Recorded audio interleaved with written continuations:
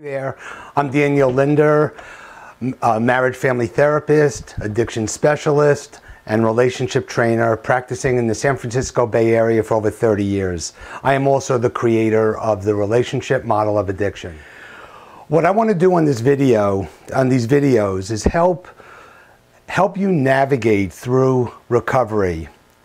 And so I want to highlight some of the main points that I've touched upon so far. That one is just getting that what a quality recovery excuse me, what a quality recovery entails. You're transitioning as you move through recovery.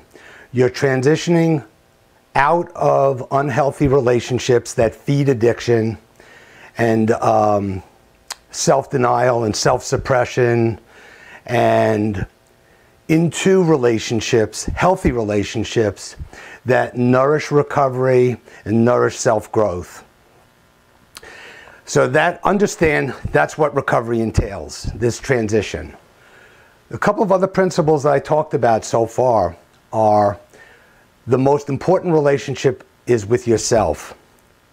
And the second principle that connects to that is what a relationship is. A relationship consists of two separate autonomous entities.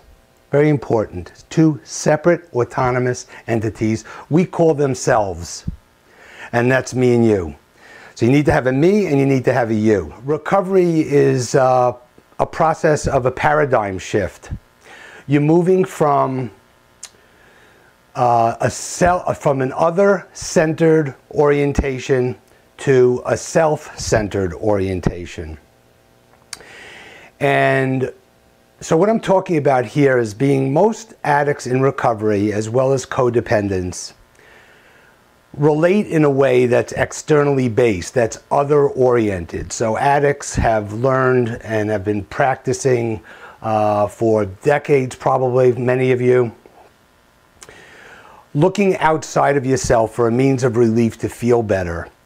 And as you are in recovery, you will tend to do that. You'll tend to be looking outside of yourself. Even though you're not resorting to your addiction and you're maintaining sobriety, you still will have a way of relating where your well-being is in the hands of the other person. And then there's also codependency. And codependency is an addiction unto itself.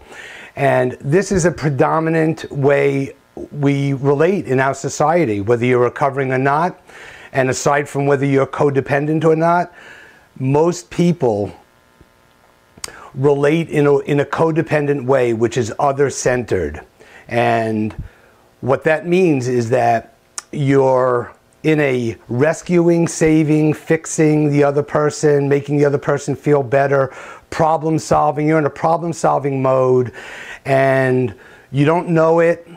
You're cut off from your own experience. You're unconscious of the way you're relating.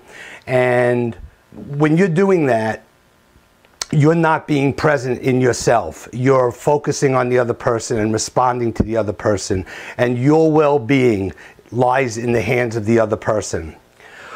Whereas if you're self-centered, what that means, again, is I'm talking about the most important relationship is with yourself, and being self-centered means simply that you are aware, you are connected to what you're thinking, feeling, wanting, needing, what your experience is at any given point in time in any relating encounter. Not only that, not only are you connected and attuned into your own experience, but you have established in yourself, it's kind of a given. You've learned a standard way of relating is that you need to express what your experience is.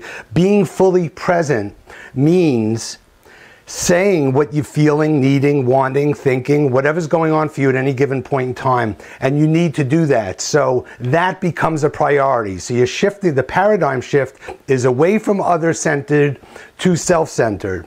And this is to be distinguished between self-centered and selfish. We're not talking about, a lot of people get hung up on, well, isn't that selfish? You know, I don't want to be a selfish person. I care about other people. This isn't about being selfish and not caring about other people. This is about, this is about your ability to compare notes. So when you're self-centered, what you're doing is you're basically saying, this is what I'm feeling, this is what I'm thinking, this is what's going on for me right now, what's going on for you. So it's a process and practice of establishing your presence and your experience there, and not lose that unconsciously while you're focusing on the other person's experience. And then when you have that, you could then ask the other person what's going on for them. And this is what I'm talking about with two separate selves, me and you. That's tremendous if you can do that. So you're not being selfish, you're just taking care of yourself and engaging in a way that is creative, that you could be seen, you could be heard, and also hear the other person and get to know each other in that way, as opposed to being lost or immersed in the process. Now, I touched upon a few examples before. I just want to go over them. There are an infinite number of examples how this plays out. We talked about, one situation where, and you could find yourself in these situations anytime because they're so common, but I talked about one situation where, the person had a friend who was trying to help her navigate her dating pursuit, and she was way over the top. She took over, and basically she needed to say to her friend that what you're doing is not helping, and I don't want your help. I need space to do this myself. It's my own experience. I want to learn on my own. I want to deal with this on my own. I want to create relationships on my own, and I just need space for you to back off and leave me alone. I don't want your help. And it was really hard for her to do that because she was more concerned about how her friend was feeling and what her friend was intending. Her friend would feel bad if she wasn't able to help. And she was just more worried about letting her friend help her, even if it meant her own demise, even if it meant being taken over and her friend getting in the way of what she wanted, what's most important to her. So it's about drawing that line. And then we also talked about another situation where I'm repeating these now, I'm bringing you back to them because they're so common and there's so many variations that play out in so many ways all the time. Being in a problem eliminator mode.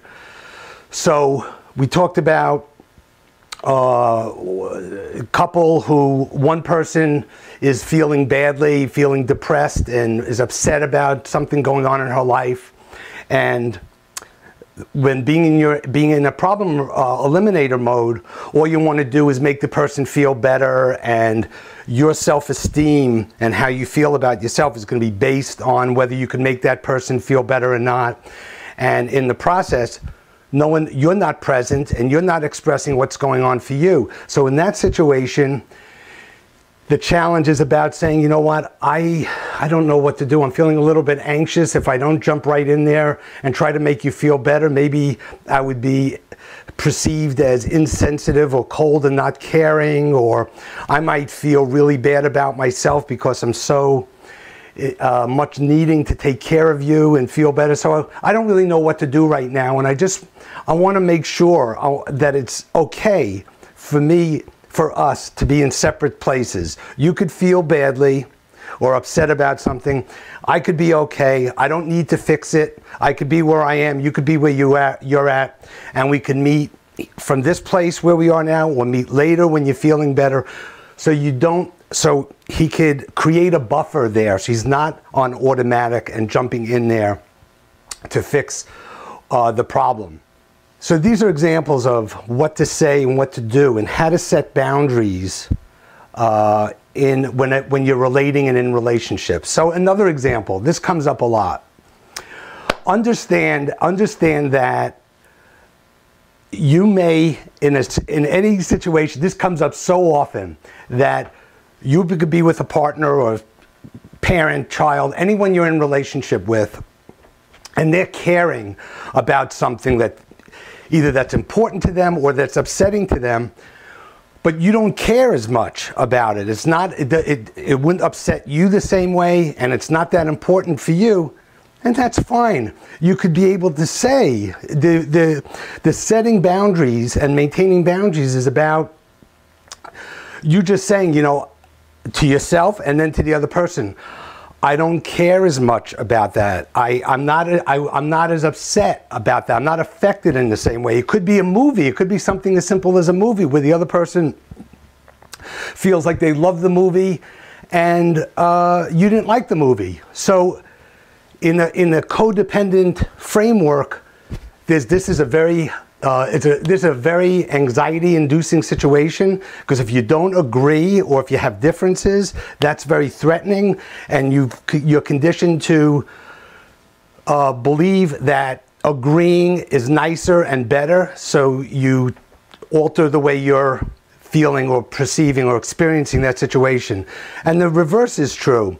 You may feel very important about that something's important or upset about something, and the other person doesn't share that same experience. That's okay. So you're separate and comparing notes. Separate and comparing notes. So I hope this was helpful to you.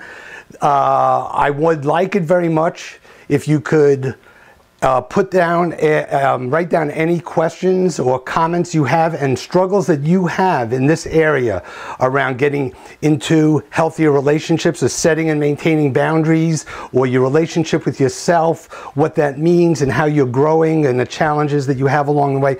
Please share them here and I will respond to them so we can keep this dialogue continuing. And if you have if you got value from this and you're interested in getting more information from, you know, about relationships and relating, feel free to check out my website, relationshipvision.com. So until then, be well, and remember, the quality of your relationships is the quality of your life. Take care.